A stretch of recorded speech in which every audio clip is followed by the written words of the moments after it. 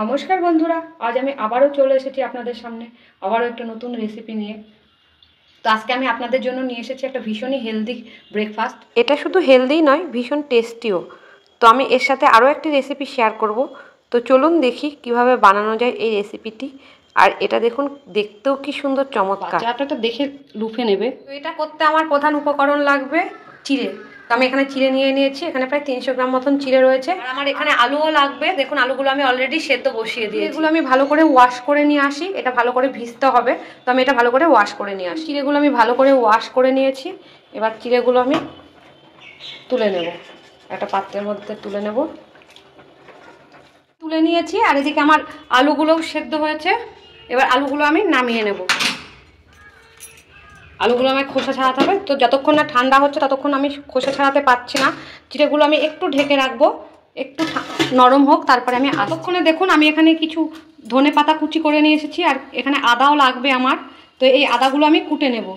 আর কিছুটা লঙ্কা লাগবে। তো আমি এরকম হামালদিস্তা নিয়ে নিয়েছি, এর মধ্যে আমি কুটে নেব, মানে থেতো করে নেব। আপনারা চাইলে কিন্তু বেটেও দিতে পারেন, তবে আমি বাটবো না। এভাবে একটু থেতো করে দিলে এটা খেতে ভালো লাগে। আর লঙ্কা দিয়ে দেবো 4-5টা। এটাকেও একটু ভেঙে দেবো, তাড়াতাড়ি হয়ে যাবে।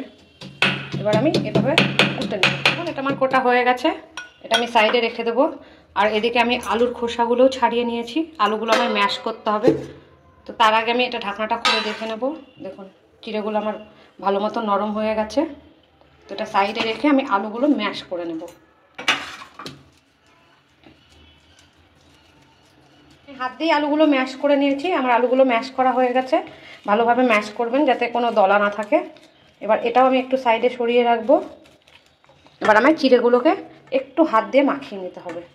তো দেখুন, চিড়েগুলোকে আমি ভেঙে নিয়েছি, ম্যাশ করে নিয়েছি।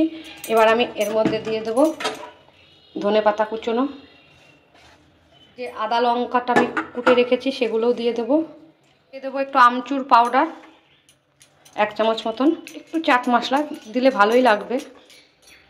আলুগুলোও আমি দিয়ে দেবো চিনি 1/2 চামচ দিয়ে দেবো, স্বাদ অনুসারে নুন, 2 চামচ মতন টক দই। সবগুলো আমায় ভালো করে মেশাতে হবে। আমি হাত দিয়ে মেশাচ্ছি, খুব সুন্দর করে মাখতে হবে। দেখুন, এটা আমার মাখা হয়ে গেছে, একটা সুন্দর ডো তৈরি করে নিয়েছি। এবার এটা আমায় মিনিট 5 ঢাকা দিয়ে রাখতে হবে। 5 মিনিট মতন আমি রেস্টে রেখে দিলাম। 5 মিনিট পর আমি ঢাকনাটা খুলে নেব। তো দেখুন, অনেকক্ষণ রেস্ট হয়ে গেছে। আর এদিকে আমি গ্যাসের উপরে জল বসিয়ে দিলাম, কারণ এখানে আমার জল গরম লাগবে। এটা ঢাকা দিয়ে দিলাম, জলটা আমার গরম হতে থাকে। দেখেছেন আমি কোনো তেল কিছু ব্যবহার করিনি, জাস্ট এখানে একটু হাতে ঘি মাখিয়ে নিলাম এটা বানাতে, তাহলে হাতে লাগবে না। এবার আমি এটাকে একটু বলের আকার করে নেব। এবার এর মধ্যে আমি দিয়ে দেবো, দেখুন এখানে আমি চিজ নিয়ে নিয়েছি, মজরেলা চিজ। জাস্ট এর মধ্যে একটু করে দিয়ে দেবো, দিয়ে বলটা ঢেকে দেবো। বাচ্চারা চিজ খুব ভালোবাসে, যার জন্যই আমি দিচ্ছি। আপনারা চাইলে চিজ ছাড়াও করতে পারেন। এভাবে আমি বল তৈরি করে নেব। দেখুন, এভাবে নাড়ুর সমান করে নেব, জাস্ট একটু বড় বড় নাড়ু আমি রেখে দিলাম। এটা খেতে সত্যি খুব ভালো লাগে। এটা ভীষণই একটা হেলদি ডিশ। এটা ব্রেকফাস্টে বানাবেন, পেটও ভরবে, মনও ভরবে।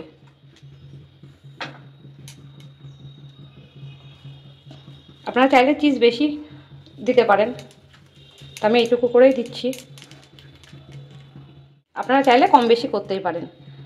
আর একটা কথা, আপনারা যদি দেখেন বাইন্ডিংটা ভালো মতন হয়নি, তাহলে এর মধ্যে আপনারা 2-3 চামচ ময়দা মিশিয়ে নিতে পারেন, তাহলে বাইন্ডিংটা ভালো হবে। এতে স্বাদের কোনো হেরফের হবে না, শুধু বাইন্ডিংটাই ভালো হবে।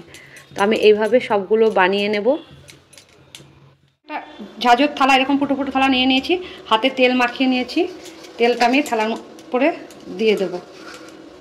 দেখুন, সুন্দরভাবে থালায় তেল মাখিয়ে নিলাম। এদিকে আমার জলটাও গরম হয়ে গেছে, দেখুন ফুটছে অলরেডি। এবার আমি গ্যাসটা কমিয়ে দিয়ে থালাটা বসিয়ে দিলাম। আর দেখুন, আমি এতগুলো বানাতে পেরেছি। আর অর্ধেকটা বানিয়েছি, আমি পুরোটা বানাবো না যদিও, তার কিছুটা বানাবো। তো এগুলো আমি আপাতত বসিয়ে দিচ্ছি। এটা স্টিমে করতে হবে, এভাবে আমায় সাজিয়ে দিতে হবে। এটা আমি সাজিয়ে দিয়েছি। এবার আমি ওপর থেকে ঢাকা দিয়ে দেবো। আপনারা নোটিস করেছেন আমি কিন্তু তেল ব্যবহার করিনি, আপনারা চাইলে ওপর থেকে একটু তেল গ্রিস করে দিতে পারেন, কিন্তু আমি দেবো না, আমি ওপর থেকে ঢাকা দিয়ে দিলাম। মিনিট 10 আমি স্টিম করে নেব, 10 থেকে 15 মিনিট। তো এই ফাঁকে আমি চাটনি করে নিই। তো দেখুন এখানে আমি নিয়ে নিয়েছি পুদিনা পাতা, একটা টমেটো, গোটা টমেটো, ধনে পাতা, একটু আদা আর একটা লঙ্কা। এখানে আমি 2টো লঙ্কা ইউজ করছি, একটা ছোটো দেখে নিয়ে নিয়েছি। দেবো টক দই, 1.5 চামচ মতন টক দই দিয়ে দেবো একটু চিনি, দিয়ে দেবো একটু ব্ল্যাক সল্ট স্বাদ অনুযায়ী, আর দিয়ে দেবো কয়েক দানা জিরে। আমি এটা ব্লেন্ড করে নিয়ে আসবো, পেস্ট করে নিয়ে এসেছি। দেখুন এবার এটা আমি ঢেলে নেব। আমি মিক্সিটা ধুয়ে একটু জল দিয়ে দিয়েছি, আমার এইরকমই দরকার, খুব বেশি ঘন দরকার ছিল না। মিনিট পরে আমি চলে এসেছি, 10-12 মিনিট পরে দেখে নেব। তো দেখুন এটা আমার হয়ে গেছে, একটু কে দেখে নিই। দেখুন এটা আমার হয়ে গেছে, এবার আমি এটা নামিয়ে নেব। এটা আমার গরম হয়ে গেছে, দিয়ে দিলাম সামান্য একটু সর্ষের তেল, হয়ে গেছে দিয়ে দিলাম শুকনো লঙ্কা, দিয়ে দিলাম কালো সর্ষে ফোড়ন। দেখুন চটপট করে ফুটতে লেগেছে, আর আমি এখানে দিয়ে দেবো কয়েকটা কারি পাতা। এবার আমি এটা ঢেলে দেবো।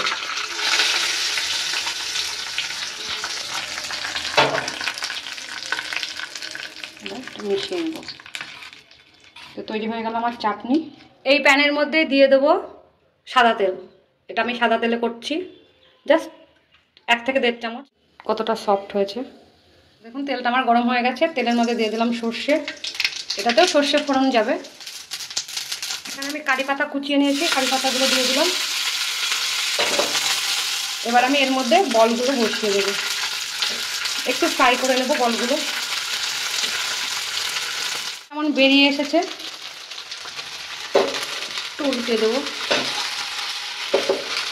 একটু কালারফুল বানানোর জন্য ওপর থেকে দিয়ে দেবো আমি কাশ্মীরি লঙ্কার গুঁড়ো, দেখতে ভালো লাগবে।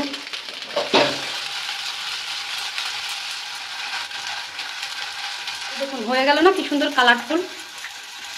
এটা কিন্তু দেখতেও যতটা সুন্দর লাগছে, এটা কিন্তু খেতেও খুব ভালো লাগবে। তৈরি হয়ে গেল, এবার আমি গ্যাসটা অফ করে দিলাম। দেখুন কি সুন্দর লাগছে দেখতে। এটা কিন্তু যতটা হেলদি, এটা টেস্টিও বটে। ভিডিওটা এতক্ষণ দেখার জন্য অনেক ধন্যবাদ। ভিডিওটাকে অনেক অনেক করে লাইক করুন, শেয়ার করুন, আর এই চ্যানেলটিকে সাবস্ক্রাইব করে রাখুন, যাতে আগামী ভিডিওগুলো আপনারা খুব সহজে আর তাড়াতাড়ি পেয়ে যান। এটাকে জাস্ট এভাবে ধরবেন, এভাবে ডিপ করবেন আর খাবেন।